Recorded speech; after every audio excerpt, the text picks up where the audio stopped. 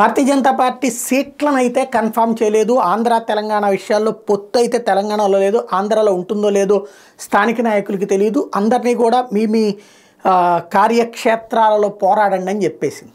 దీంతో సీట్లు ఏది అన్నది కూడా కన్ఫర్మ్ చేయకపోవడంతో తెలంగాణలో ఎవరికి వాళ్ళు ఆశావాహుల పోరాటం ప్రారంభమైపోయింది. మల్కాజ్గిరి స్థానం నుంచి పోటీ చేయడానికి మురళీధర్ రావు సిద్ధపడుతున్నాడు. పార్టీ జాతీయ ప్రధాన కార్యదర్శి. ఆయన corporate style of leader.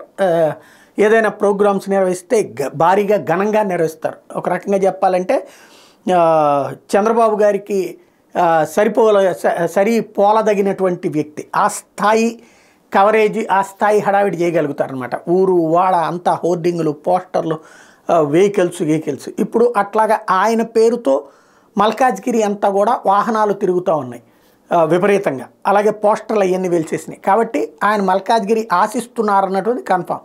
Etela Rajender కూడా అదే మల్కాజ్గిరి ఆశిస్తున్నటువంటి నేపథ్యంలో ఒక అడుగు ముందుకి ఈయన వచ్చినట్టున్నారు. ఏం జరుగుతుందో చూడాలి.